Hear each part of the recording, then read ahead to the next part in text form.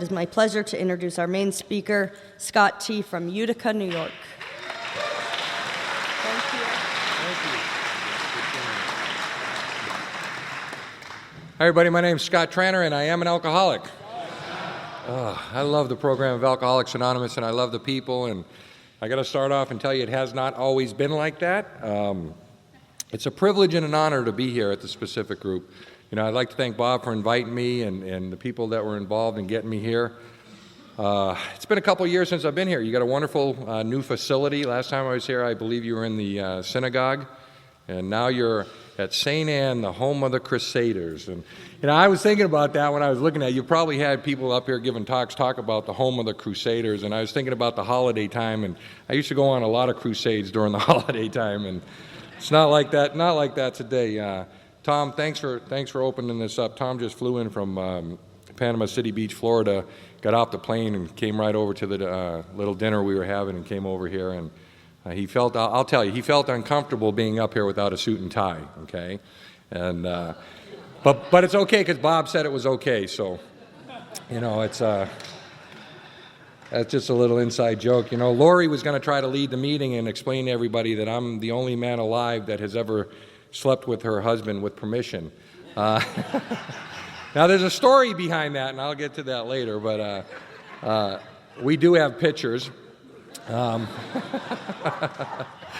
know, Alan and I were talking just a little while ago about this past weekend we were just involved with up at State Line, and you guys have had one heck of a week here, opening up last week with Sandy Beach, then going through the State Line with all those wonderful people up there that were imparting some knowledge. You know, I love it in AA when people say there's no teachers, and you know, to be a teacher is just someone simply that imparts the knowledge from one person to another, and that's what I saw a lot of this weekend. I see a lot of teachers in here too, you know, and it's what we do with each other is we impart knowledge from one person to another with our experience, strength, and hope, and that's what we learn to do around here. You know, we learn to share our experience, strength, and hope, and what it was like, what happened, and what it's like today. And that's what I'm going to try to do tonight.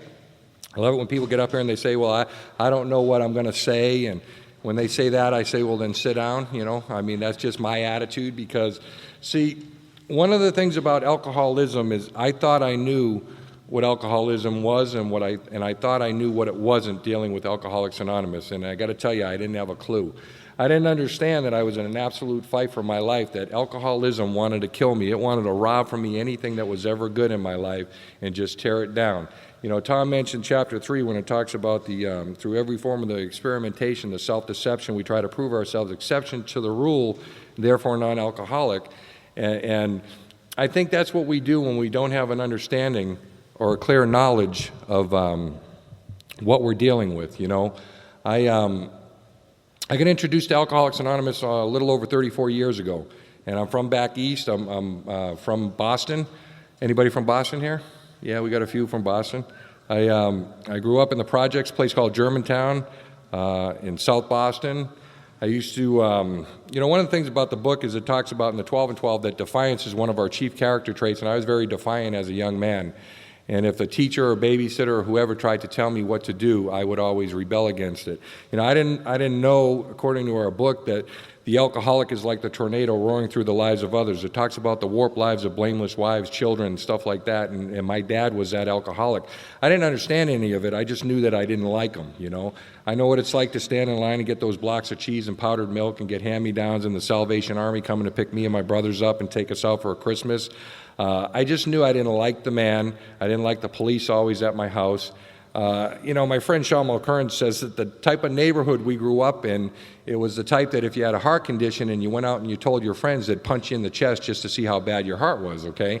So, yeah, you didn't learn to show feelings and emotions. You kept all that stuff inside because where I was raised, if you showed those feelings and emotions, you were weak. And if you were weak, people took advantage of you. That's just the bottom line, you know. I started going to a program called Al-Anon, and it actually was at St. Anne's Church and in North Quincy, in Quincy, Massachusetts. And my dad, do we got any Al-Anons here? Few. My dad was the type that would follow my mom and I to the Al-Anon meeting, sit down the street drinking in his van, and then follow us home and beat my mom up and call her a whore and who was she meeting there, because he knew that she was meeting somebody, and she wasn't meeting anybody. She was just trying to find a better way for her boys and herself to learn about this disease of alcoholism. Make no mistake, it's a family disease, It is absolutely a family disease. When it talks about the tornado and the warped lives of blameless wives and children, it affected us in ways that we didn't even have a clue, okay? Alcoholism.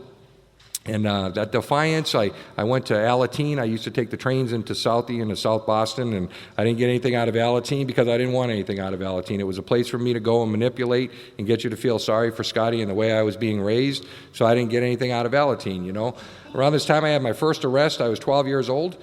And the drinking age was 18 in Massachusetts, so I always, hung around with older kids. And being from the neighborhood of being Irish and Catholic, you grew up, that's what you did, is you drank. And you could drink in the pubs and stuff, Kelly's Pub and the Irish Pub, if you were 14 years old. And you could drink in those places. And the drinking age was 18, and so... my story is not the story of drinking out of that brown paper bag at the age of 5, but I drank whenever and how often I could. And my first arrest came, it was for assault and battery on a police officer and drunken disorderly conduct.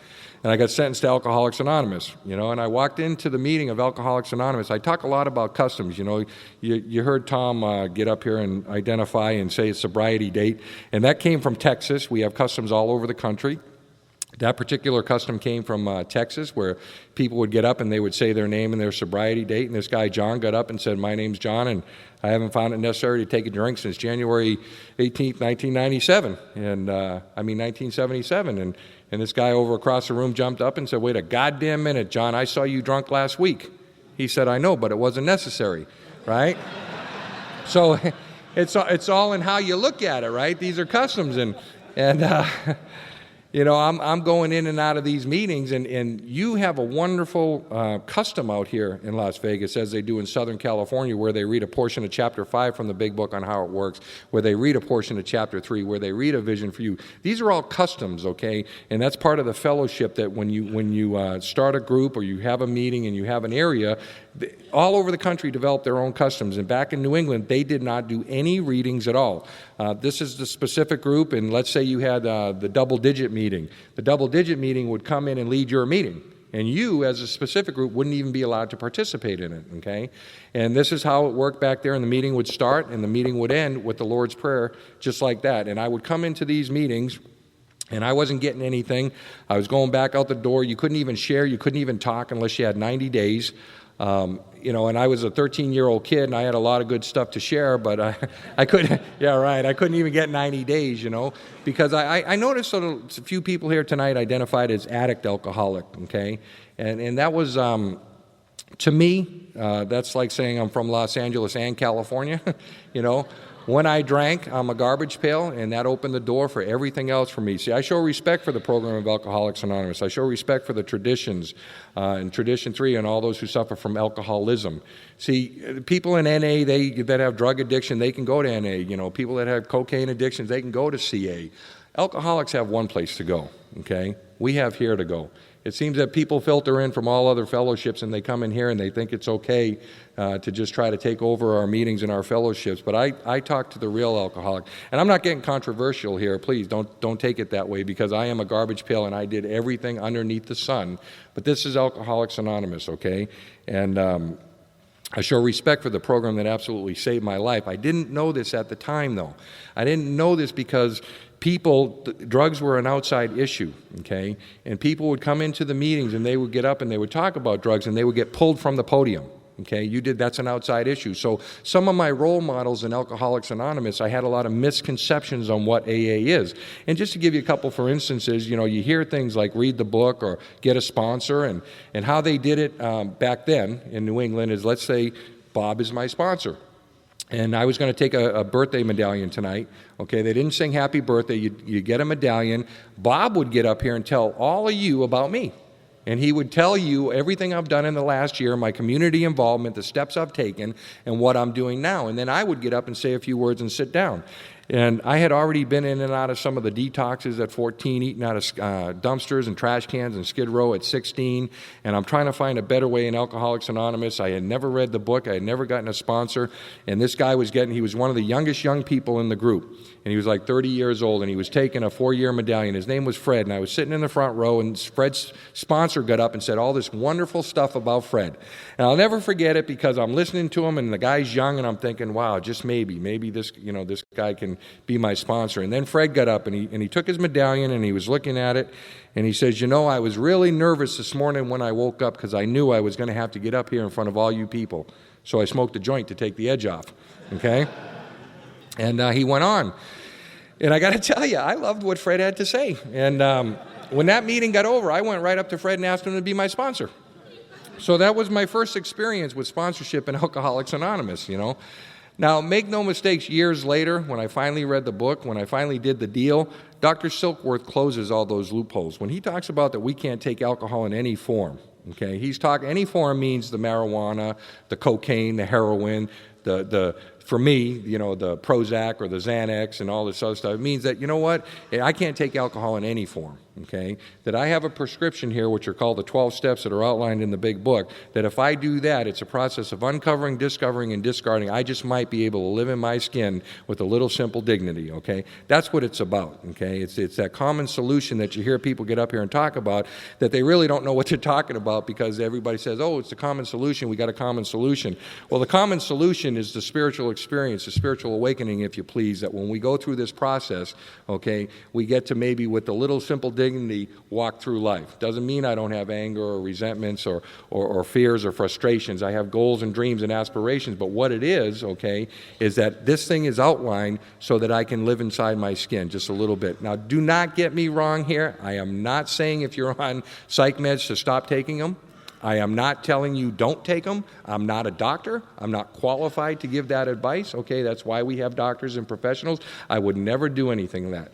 My personal experience, as Tom said, it's not for people that want it or need it, it's for people that do it, is my experience is when I was doing that, because along this time, and I'm getting into my middle ages here as a teenager, they're strapping me to beds, they're pumping me full of Thorazine, lithium, chloral hydrate, Haldol. They're running me through the mill because I'm homicidal, suicidal, manic depressive. And I got to tell you, I was misdiagnosed. That's what I'm an alcoholic.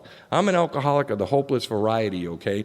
And when these common manifestations, when they're trying to fill these things inside me and they're giving me all these medications and stuff, my bottom line for me is that I was just lazy. See, I wasn't willing to do this deal. I wasn't willing to get the sponsor, to get the commitments, to go through the big book, okay? And that's my experience in Alcoholics Anonymous. 90% of the people are just lazy, okay?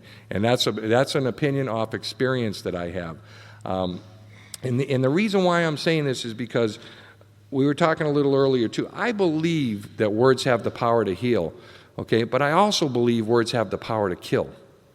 I really believe that, okay? Because I've seen it. I've been in Alcoholics long enough and around long enough to see it happen, okay? So I'm very careful with words that I use in Alcoholics Anonymous and what I say and what I don't say, because I want you to see what Alcoholics Anonymous means to me and what it has done to me and for me by doing this deal. See, at the time, I didn't know any of these things. I didn't know that I was a taker. I didn't know that I was selfish and self-centered and self-seeking and self-pity and driven by those 100 forms of fear and self-delusion.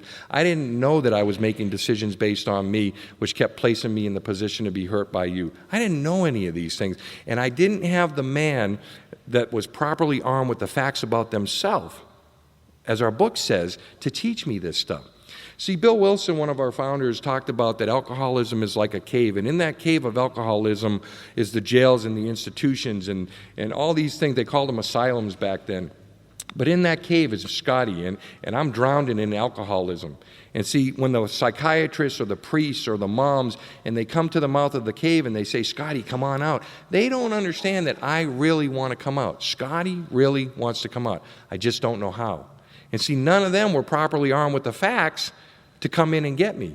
The magic of Alcoholics Anonymous, the magic of one alcoholic talking to another alcoholic, the man that's been properly armed with the facts about themselves, not about the disease of alcoholism and everything. See, make no mistake, I am not an expert on alcoholism. What I'm well versed at, though, is a 12-step program of recovery that gives us through that process that we can get properly armed with the facts and we can go into the cave. See, that's what happened to me eventually, is someone came into the cave and they took me by the hand. They said, come on, Scotty, this is what I did. This is what you do. This is how we get out of it. That's the magic of Alcoholics Anonymous, is that one alcoholic talking to another, okay? See, so don't make no mistake that I'm not this expert in alcoholism, because I'm not. I've just been well versed by doing the deal, following the steps, doing the prescription that's outlined in the book that has put me in a position where I became properly armed with the facts about me through the steps, okay? And I didn't know this at the time, and so consequently, the bottom line is it caused me a lot of heartache. I was in and out of jails, institutions, halfway houses, recovery homes, type to shave your head, made you wear dunce caps. I ended up getting a girl pregnant. That didn't work out. I got, those of you from Boston, I found myself in a combat zone. And a few buddies of mine, we were rolling prostitutes in the red light district. And I had been through all those scared straight programs of the 70s where you'd go into Walpole and Bill Ricca and all these state prisons, and the convicts would come up to you and give me your shoes. This is what I'm going to do to you when I'm going to bend you over. And they'd tell you all this stuff that they're going to do to you, trying to scare you straight. And I was smuggling drugs into them. I became a mule. And it was a joke to me. It was just a joke, because I was always smarter than, other than, better than, but I wasn't a part of, and it was all a game to me. And all of a sudden now I'm arrested and as an adult, and I'm in the Charles Street Jail, which is the oldest jail in New England, 5 tiers. I walked in there like that Richard Pryor and Gene Wilder movie, Stir Crazy. That's right, we bad. And I walked in, and this guy got thrown off the 5th tier, and he got killed, and it scared me to death. And I had heard all the things that they do to cute little punks in these adult facilities, and I was cute, and I had long hair, and I was scared, okay? And I had made the decision. Big Book talks about the jumping off point. There will be those of us that choose to make the supreme sacrifice and to continue the fight, and it's talking about suicide. And I decided, you know what, I couldn't do this. I couldn't picture life with alcohol or without alcohol. I had tried all these different things, and I just decided I was going to check out and I was going to kill myself. And I ended up getting bailed out, and I went to my little apartment, and I filled up the bathtub, and I cut my wrists all the way down, 110 stitches in each arm, and I bled out, and that's how they found me. And I came to 5 days later on the critical list, and I had all those feelings that you hear people say I couldn't even do that right, okay? I was so flawed and ashamed and defective and unlovable, and all these feelings that we get, I don't care if you're a man or you're a woman, they're basically they're human emotions, and that's what we deal with in Alcoholics Anonymous, is the basic human instincts of the security, the sex, and the social, and what I'm doing and I'm looking for, I'm looking with, and I'm all caught up in me, and I ended up beating that case, and I got put in Medfield State Hospital twice. And this woman came to see me, and she told me about this guy named Jesus Christ, that if I accepted him as my personal Savior, that behold, everything would be new. And I was, born and raised Irish and Catholic, and my God was a judging God and a condemning God, and I was being cast into the lake of fire. And she told me about this loving God, and I said, why not? And alcoholics like us, we go from one extreme to the next, and I quit smoking, swearing, watching TV, listening to rock and roll. I went into the ministry. I went into a place called Teen Challenge, and I started going to Bible studies 5 hours a day, church 7 days a week, giving my testimony how Christ had saved my life. And I'd come into halls, not this big, but halls like this, and the born-again Christians would be talking in tongues and passing out, and I was that square peg just trying to fit in. I just want to fit. They had something in the eyes, sort of like the old timers have. They had something in the eyes that I wanted. I didn't know what it was, but I wanted to be a part of. And so I decided, well, I'm going to pass out like these guys, and so I'd get filled up with the Spirit, and I'd fall back, and I'd hurt my neck and my back, and these people weren't getting hurt, so I figured I'm not going to do that. And I did, and so I figured, well, I'll start talking in tongues, and so I'd start making this stuff up, talking in tongues, and old Alan over here would start interpreting what the Spirit was telling him I was saying, so I know he's full of crap because he's a hypocrite because I'm making it up, right? So you got to follow me. Bob talks about the throne of judgment, but that's what it is, and I'm on this throne of judgment now because now he's a hypocrite, I'm making it up, you're all hypocrites, you're all full of crap, this whole thing's full of crap, and what I had done, the way the Big Book is outlined and written is from the doctor's opinion to page 63 deal with a couple things in their conclusions of the mind. That I'm alcoholic, my life's unmanageable, unmanageability simply means not achieving one's purpose. Came to believe that this power his power greater than me could restore me to sanity. It's talking about the sanity of the first drink or the insanity of the first drink. It's not talking about the sanity of the world. They're conclusions of the mind, making that decision, the third step, to turn my will and my life, my thoughts and my actions over to this care of God. I had done all this, okay? What I had never done, though, was a fearless and thorough moral inventory of myself. And that's what I was. I was full of crap, okay? All inside me, I was full of crap. I'm coming into these things, people trying to teach me good things. It's sort of like AA. People come in, they do 1, 2, 3, go out, 1, 2, 3, go out, 1, 2, 3, go out.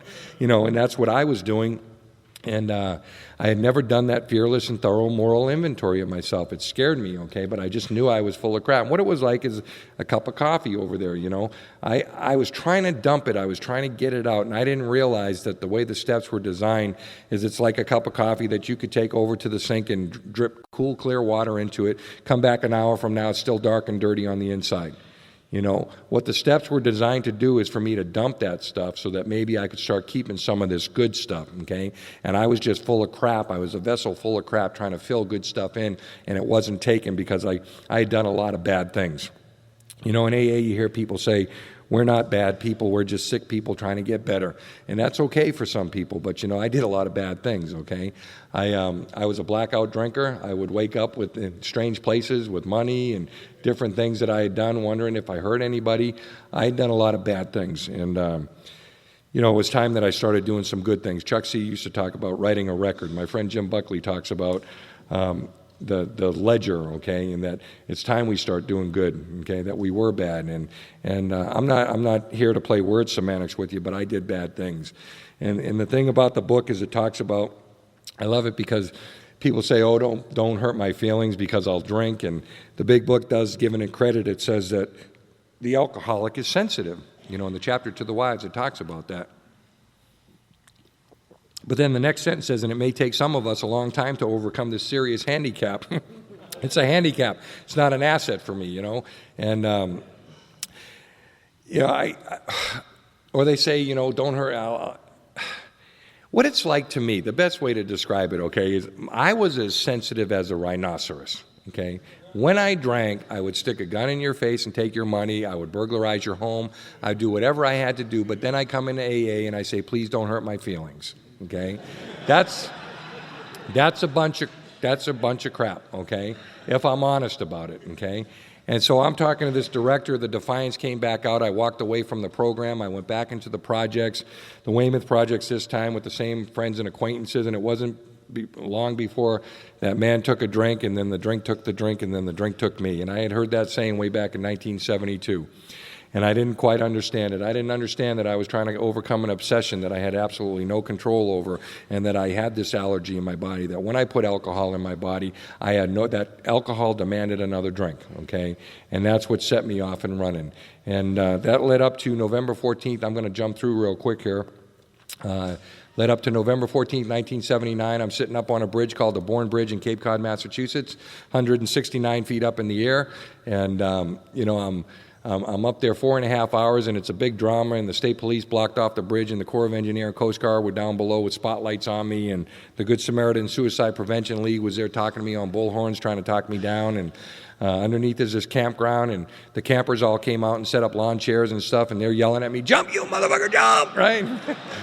And they're yelling at me, and I'm looking down at these guys going, oh my God, these guys are crazy. Don't they know if I jump, I'm going to die? And, I'm up there, and I got me on me, and I can't get me off me, and I'm thinking all this bad stuff throughout my life. I'm not thinking about being a Boy Scout and being trustworthy, loyal, helpful, friendly, courteous, kind, obedient, cheerful, thrifty, brave, clean, and reverent, right? I remember all that stuff. I remember good stuff that people tried to instill on me. I'm not remembering getting honored by the House of Representatives and getting a plaque for saving this kid's life when I was 9 years old. I'm remembering the stuff like coming home from school and having my dad meet me at the door and having a milk bottle with the top cut off and taking me to my room, and there was a lock on the outside of the door, and he puts me inside the room, and he locks it from the outside, and the room is so dark I can't see, and I find the light and turn it on, and my whole window had been sheet metaled and riveted, and he would let me out in the morning to go to school and lock me in at night. I'm remembering those things, and I'm trying to think that there's got to be something, okay? There's got to be something. And I made the decision to get down. I thought I had tried just about everything, and I made the decision there's got to be something out here. and I decided to get down. And this is why I tell this story, to show the cunning, baffling, and powerfulness of this disease, the insidiousness of it. Because when I stood up to get down, I had another thought, and it was an honest thought, and it was a real thought. And that was simply, you know what, Scotty, if you get down, you're going to look like a pussy to all these people that have waited all this time. You got to jump, okay? And so I turned and I jumped, you know. I don't remember hitting the water. They say I died. They say I was dead for almost 13 and a half minutes. The only bone I broke was my sternum bone and chest cavity, and that was from them giving me the precardial thumps, bringing me back to life, you know. Yeah, they don't do that anymore because it can cave your chest in and kill you. So I made it, as my friend Jim Buckley says, to another Homes of the Bewildered, okay, strapped to the bed. I tried the Army, my 6-month Army career. They called me down for the count trainer. I was taking antabuse every morning in front of the CO. I was on the Bettinghouse program of alcoholism. I ended up getting a Chapter 5 honorable discharge and decided to come to California, the land of golden opportunity, Hollywood, Beverly Hills. I'm going to come out here and I'm going to get discovered, and, you know, I'm going to be in a rock and roll band, all this stuff, you know, delusions of grandeur. And so I come out, and I ended up out in January 9th, 1981, January 16th, I came out of a blackout in LA County Jail. And I was out here a total of 7 days. And before it was all over, I heard a saying real quick in California, and that's that you come on vacation and you leave on probation. The only problem was they weren't letting me go, and before it was all over, between LA County, San Bernardino County, and Riverside County, I had 22 years sentencing in the state penitentiary in California. I was, just a young man, and I became an animal. You know, those of you that have been in prison know that prison's nothing but a human kennel that breeds violence, and I let it breed the violence in me, and I became an absolute animal. And, I got tattoos all over my body, and I rode really, really hard. This is when Governor Brown was the governor, Jerry Brown, under the old SP laws. And, I went in there, and all those things that you hear happening in prisons happened to me, and I did to other people, and it was just absolute. I had lost all hope. That's the best way to describe it. I had lost all hope. I made it up to an institution in called Tehachapi, and I was told they had a meeting of Alcoholics Anonymous, and was I interested in going? And I walked into the meeting, and I sat down, and I sat in the back with my Bonnaroos on and my bandana, and the first thing I heard was Chapter 5 from the Big Book on how it worked, and I had never heard that before. And then they read Chapter 3, more about alcoholism, and I'm thinking, that's me. Now remember, I had never heard any. I'd been in AA 10 years, never heard any of that, never heard it. I'm hearing it for the first time in Alcoholics Anonymous, being in and out of AA for 10 years, and I'm thinking, that's powerful. And then this guy, Eddie Miracle, got up, and he said, if you're new, you've come home. He said, you need never be alone again. You're like the prodigal son who had to venture out there, and now you're home. He started talking about our glasses as being half empty or half full. He started talking how we're all children of God, and see, this is the honesty of it. I was very racial too, okay? I grew up in Boston, one of the most racial capitals in the country in the 70s. We had forced busing and stuff, and my attitude in the California penitentiaries were, if you weren't white, you weren't right, okay? Because that's how I was raised. I believe that a lot of those hates and prejudices are taught us, and it's been a process for me of not so much learning new things as it's been unlearning a lot of the old things, And this guy is sitting here and telling me the best, he's telling me that there's no room for hypocrites in the program of Alcoholics Anonymous. Either we're all God's kids or none of us are.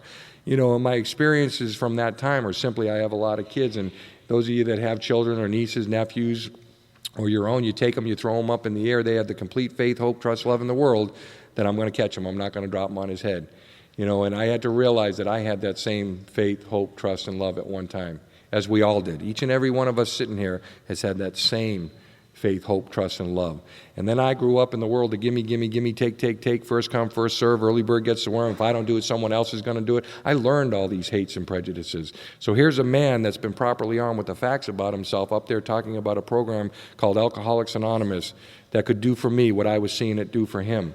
And he was speaking these spiritual truths, and I believe that luck and chance was passing me by, and I reached up and I grabbed onto it, All my life, people told me what a piece of crap I was and what I couldn't do and what I couldn't become, and all of a sudden I'm sitting in rooms just like this with people just like you, and you're telling me what I can do and what I can become if I'm willing to put forth the effort and work for it. And the bottom line here is I jumped into AA like my life depended on it. I got sober. I got 4 years of college behind me inside. I was a high school dropout. I went back to school, got my GED, got 4 years of college. I got a sponsor. I worked the steps. I was living the dream of Alcoholics Anonymous inside the walls, I ended up, all the laws changed, and I ended up paroling, and I was told that I didn't know myself a a weekend in the hotel with my girlfriend. I didn't know myself this, that, or the other thing. If I wanted to make it, I owed myself a meeting of Alcoholics Anonymous. And the very first meeting I walked to is I walked up to it was a Friday night on March 21st, I walked up to the Rafters in Newhall, California. And I met people like Tommy. I remember when Tom got sober. I remember when Tom met Lori. Okay, I remember when Lori got sober. And I started living the dream of Alcoholics Anonymous. I started businesses. I had an attorney service in Los Angeles, an ex-con with an attorney service in Los Angeles. Okay, I called it TNT Attorney Service. Okay, because we were dynamite, right? I bought a home in Valencia. I joined that rock and roll band that I always wanted to join. I built a custom home on Cape Cod, Massachusetts. Had a house in Valencia. Used to fly between LA and Boston 4 or 5 times a month, getting picked up by limousines and chauffeured wherever I wanted. Making more money than you could shake a stick at. Had 13 cars, homes on coast to coast. Money, property, prestige. Had sponsored all sorts of people. Had commitments and panels in Tehachapi State Prison. Was a circuit speaker, was traveling all over the country sharing with you what you too could become if you were willing to put forth the effort and work for it. I got put what I call on a pedestal of H&I, hospital and institution work, okay? And, what happened to me, my story, the bottom line here is not the story of unhappily ever after, because if you look at these steps that are up here, the way they're outlining is working through the process, okay, and having had that spiritual awakening as the result of these steps, we tried to carry this message, okay? Now, the spiritual experience or the spiritual awakening that I was talking about, the common solution, okay, is that spiritual experience through the steps where the message is the message of hope and the promise of the freedom of the bondage of self, okay? And how we do that is intense work with others, trying to help others, okay? And there's different things in the book that it talks about, even dealing with sex, that, when it quiets the urge, when to yield to that would mean heartache, okay? And the intensive work with others I was still doing, but to me, it was that throne of judgment again. And you hear people that get up here and talk, and they talk so eloquently how we sit in rooms and we'll sit, oh, God damn, doesn't she got anything new to share? Is she going to share the same stuff? Oh, she's full of crap. She's cheating on her husband. Oh, no, Bill. Oh, man, can't you come up with anything new? He's going to get drunk. And I'm going into these rooms, and I'm sitting in these meetings, and I'm judging everybody. Character assassination, unconsciously, not overtly. Not overtly, but I'm talking, I got double-digit sobriety, and I'm Mr. AA, and I started giving these steps back one at a time. I wasn't carrying this message anymore. I was carrying Scotty's message. Look at me, look at where I came from, look at where I am now, okay? I'm seeking through the prayer and meditation. I wasn't seeking through prayer and meditation anymore. I wasn't continuing to take personal inventory.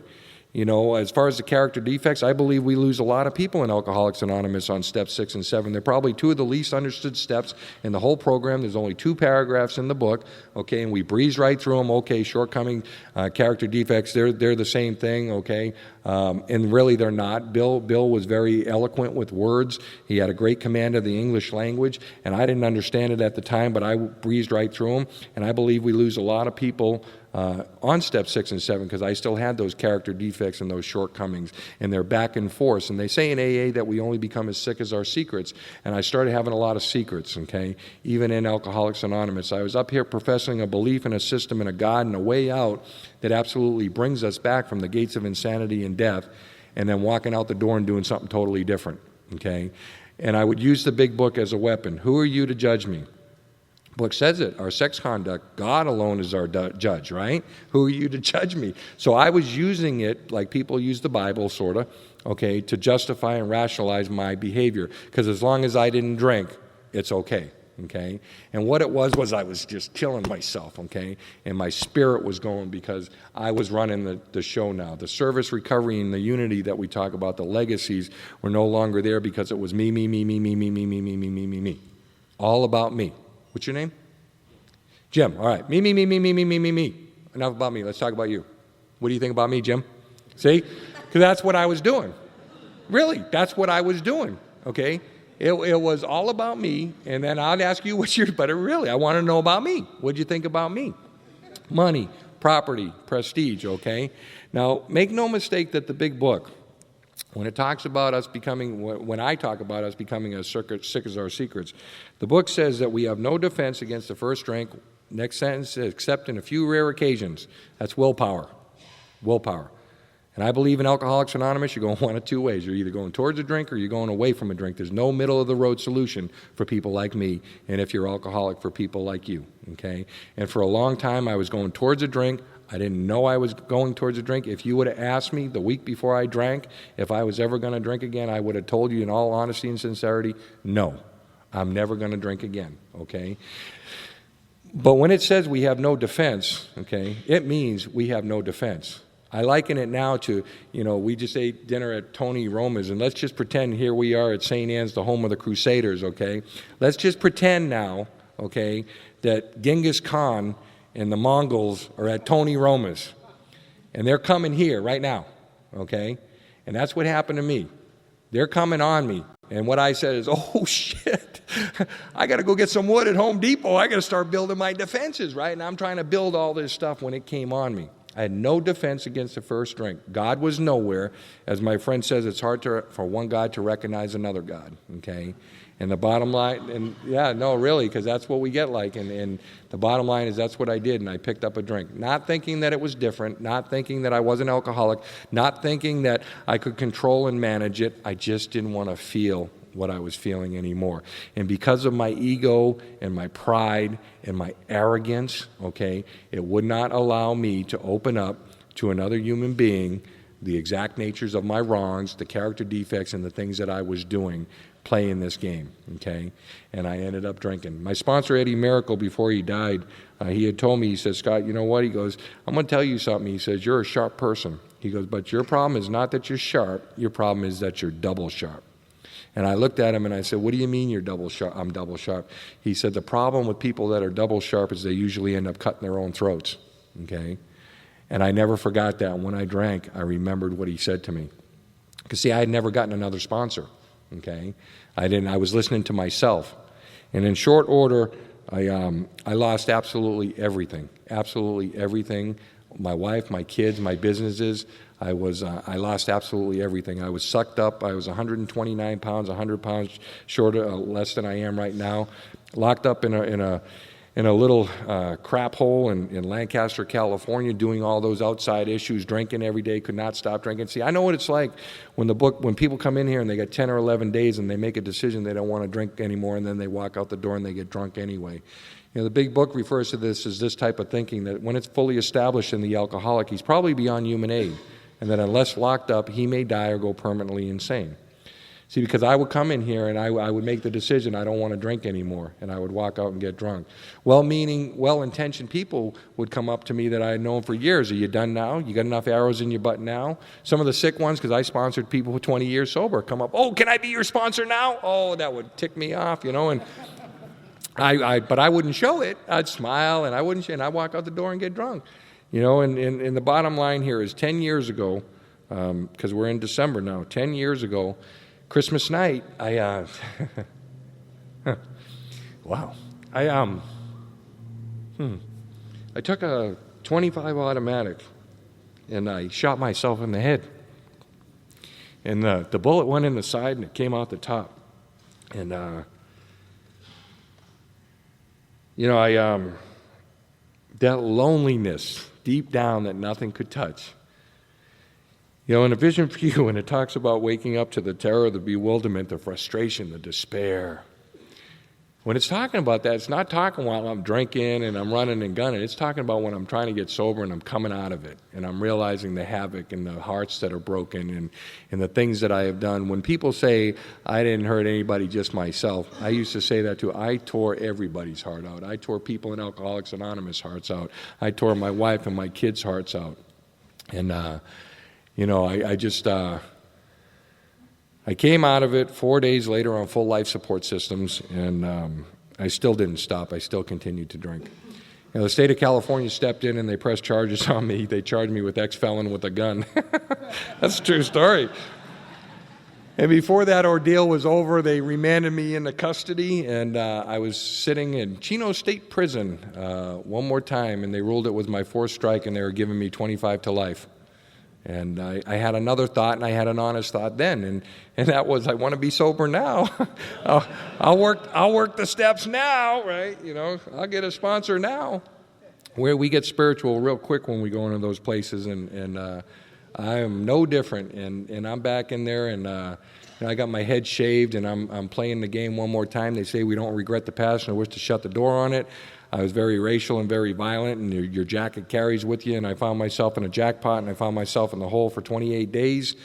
And I got a hold of a piece of paper and a pencil, and I wrote this thing because I knew how hard it was going to be for someone like me to come back to Alcoholics Anonymous, because those chips and those medallions were going to absolutely kill me. And I wrote this thing that when one who has wandered far into selfishness and self-centeredness seek to return to the fellowship of Alcoholics Anonymous, he will encounter criticism and distrust. There will be those that whisper he's a newcomer again. I don't think he'll make it this time either. These wicked ones are doing not the work of the program of Alcoholics Anonymous or of their higher power, but of their own selfish, self-centered interests. They seek to drive the returning member still farther from hope and from sobriety. Let the returning member contemplate the rejoicing in heaven over the return of the one that was lost. Let him in no way be disheartened by the suspicion and scorn of others. He can again walk in the sunlight of the Spirit. See, because that's what I felt. That's what this program was founded off of. It was founded off of love and tolerance, okay? One of the things about Dr. Bob, one of his last addresses before he died, he talked about boiling everything down to love and service. He talked about not getting caught up in all the Freudian philosophies of the day that detract us and have little to really do with our actual work, okay? And the actual work is the one alcoholic helping another, okay? Till we're strong enough to stand on our own, and then we get to keep it by giving it back away, okay? These little things, he talked about the stick-to-itiveness of it, okay? And that when he got down, his constant work with others, okay, brought him back up for the boys on the ward at St. Thomas. And so I started doing some work inside prison, and never thinking that this was all going to work out and I was ever going to have the privilege and the honor to get back up here. Never with the thought that I was going to get my wife and my kids back. There's those hopes that we have, but I knew that I was gone for a long time. And through a letter campaign that my wife had started with a relationship that was so damaged, she had said to me one time, Scotty, I don't even think God can fix this relationship. And I looked at her and I said, well, it just shows how little faith you have.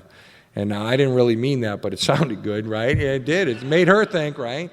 And she started a letter campaign, and people all over the country wrote this judge, Chelsea McKay, in the Lancaster Superior Court, letters. And on October 7th, 1997, he pulled me out of state prison, and he stood me in front of him. And he had his bench full of papers, and the gallery was full. And he's looking at the papers, and he's looking at me, and he's looking at the papers, and he's looking at me. And he says, I don't understand this. He said, you seem to have helped a lot of people in your life. He goes, I don't understand how you could do this to yourself. See, he didn't understand the disease of alcoholism, how we can build this wonderful picture to our wives, our family, our friends, and we can tell them, no, this time's different. Please give me one more chance. No, I'm going to do it this time. Please, you don't understand. And then we tear the house down. We drink. And usually if you ask them, they don't know why. I didn't, if you ask them, if we're honest about it, we don't know why. And for some reason, though, through God's grace, if you ever read the Bible, or Daniel in the lion's den, or Peter sitting there and the light coming and the chain falling off and the gate opening, that's basically my story, because on that day he struck 2 of my strikes. He released me the next day. He released me with a 5-year tail.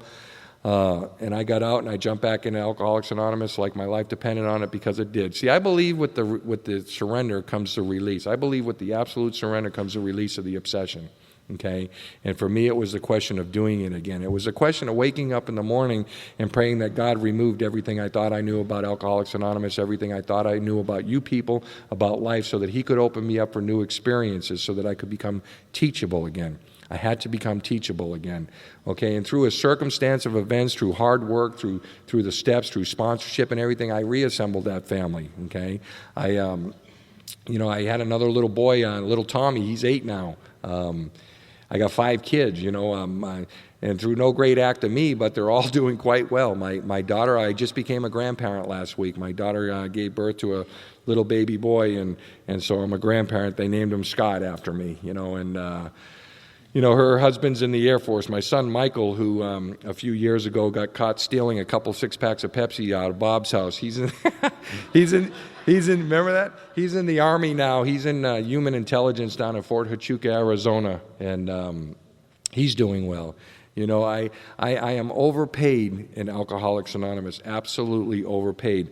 I said one time to my sponsor, I deserve this, and it was some issue that I was probably a relationship issue with my wife. But he said, Scotty, don't ever think that you deserve anything. He says, because what we came in here for is mercy, not justice. And if you got justice, you would not be here. And he told me this. He told me the story about the devil having a yard sale. And the devil was having a yard sale, and all the tools of his trade were laid out in the yard. Everything from the adultery to the murder to the dishonesty and theft. And over in the corner, in a distinction all by itself, was this little wedge. And this little wedge had a higher price than everything else combined. And the little wedge was called discouragement. And when asked from the devil why this was so high, the devil simply replied, when none of this other stuff works, let me get the wedge of discouragement into a man's consciousness, and it opens the door for everything else. And so I had to watch for those little discouragements, okay? And I had to, and I've never thought of it, I've never felt from that day on several years ago that I deserve anything. I am overpaid in Alcoholics Anonymous, and consequently, it's been, life is good. I've been all over the world. I took my 5th anniversary over at St. Paul's Cathedral right outside the Vatican. I gave a talk there on my 5th anniversary. I've been on cruises and spoke on sober cruises with some of these guys here from Alaska to the Caribbean.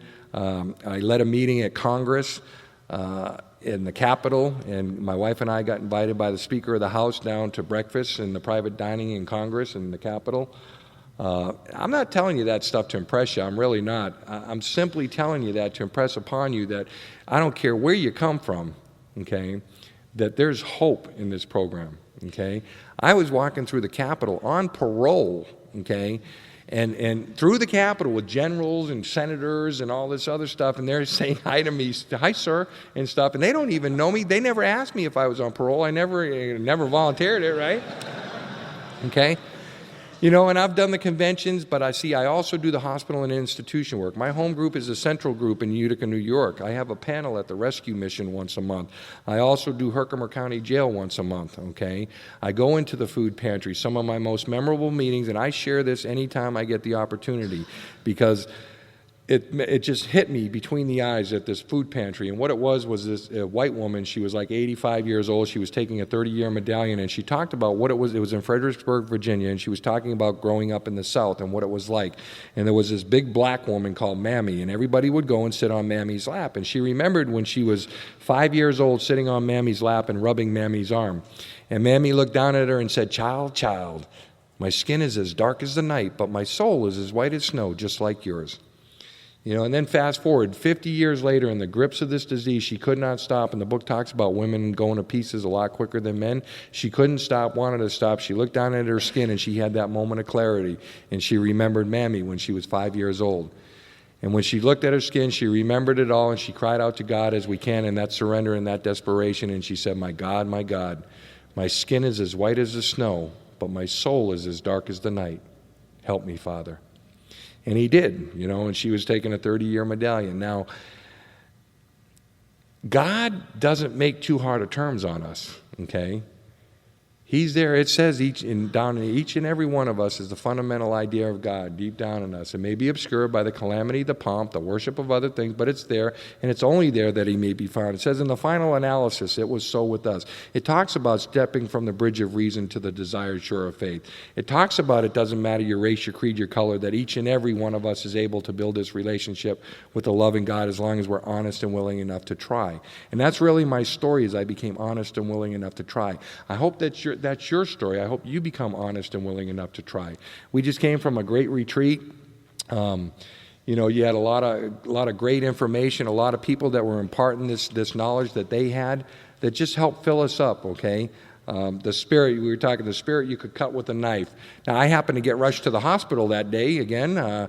Last time I was here 2 years ago, I got real sick. I was with Tom at a convention in Erie, Pennsylvania a couple years ago, and I ended up getting rushed to the hospital. Had colon surgery and all that other stuff. Was in 18 days, almost died a couple times. And I hadn't had a bout until I came out here this last weekend, and I was at State Line. And yeah. And because Tom was going to speak, right? No.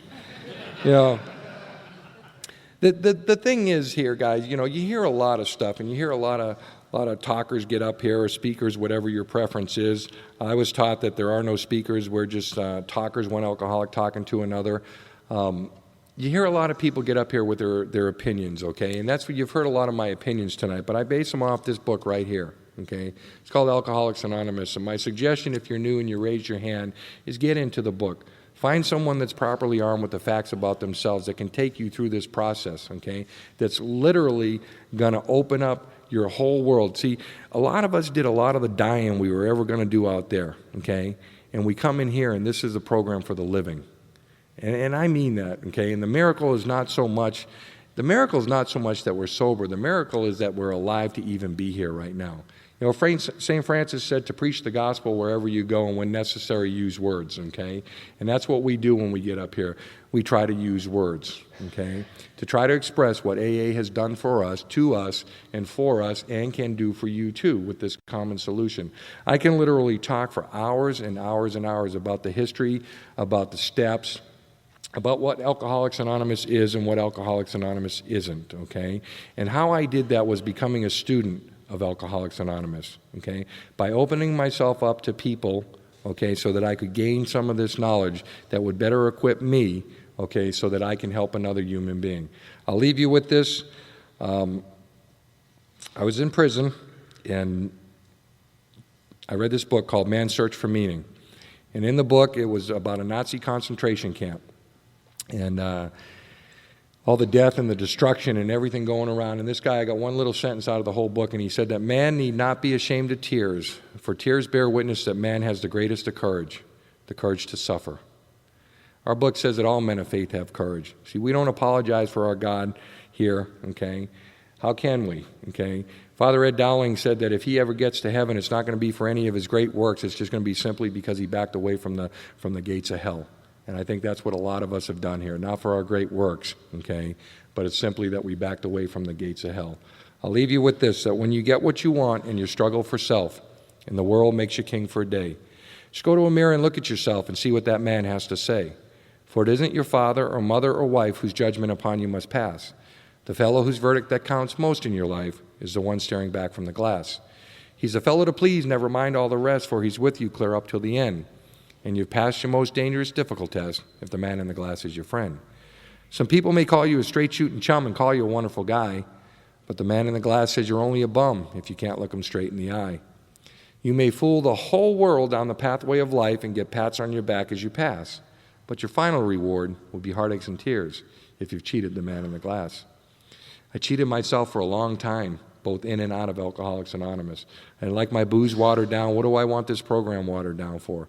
This is the real deal, okay? And if you're an alcoholic, we have the common solution. And I'd like to welcome you to Alcoholics Anonymous. Thank you.